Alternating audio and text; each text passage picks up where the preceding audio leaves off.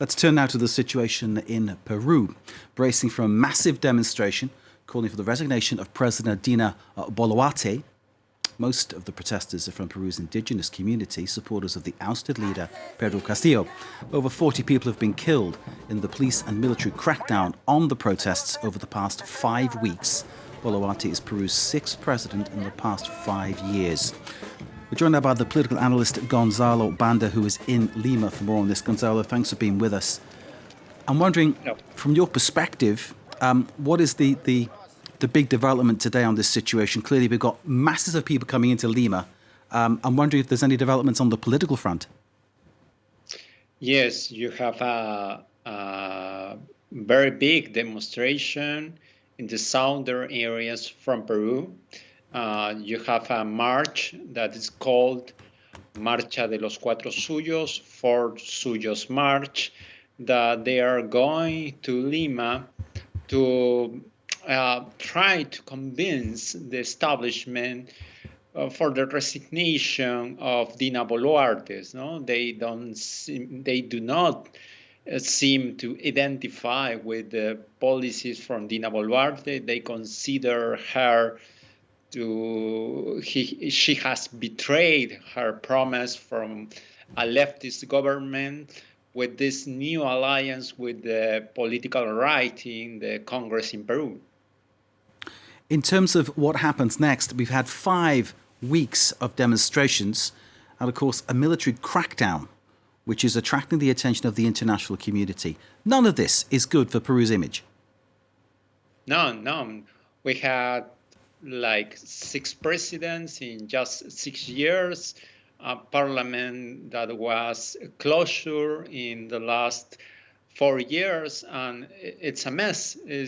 We have not political leaders that convince the other ones, the other political parties, and probably if we are going to a general election that is proposed to 2024, it's going to be the same results as the last one. We have a big crisis without political parties, without political leaders, and with a strong resentment in many regions in Peru. Gonzalo, what do the indigenous populations of Peru, what do they want? What do they say is happening to them? Why are they so angry? You know, there's a very big agenda in this moment. But most of them want the resignation from Dina Boluarte.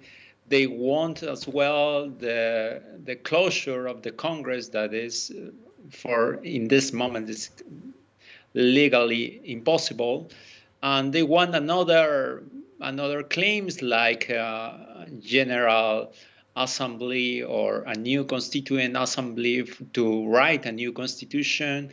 There's a big resentment in the southern Peru and some of the rural communities and comuneros from Peru that they want more attention for their agenda. Why in particular? Can you be more precise? I'm wondering whether there's an issue of poverty, an issue of lack of investment. Can you tell us a bit more on that? There's a lack of public services providers. You have big inequalities in wealth distribution. You have a very polemic discussion in terms of who are the property of the mining resources and energetic resources. You have that kind of agenda that it's being like forgotten in the last 20 years. So in effect, the argument about getting rid of Dina Boluarte and being in favor of Pedro Castillo, it's kind of hiding broader issues behind that story. Yes. You have in 2011, they vote for Ollantumala to change a lot of things, but probably Humala didn't change not all the things they wanted. They voted in 2016 for Veronica Mendoza to change things, and they voted again in 2021 for Pedro Castillo with the promises to change a lot of things. But many of that things, especially in the economic chapter of the Constitution, have not changed at all. Gonzalo Banda, political analyst, joining us live from Lima. Thank you very much indeed.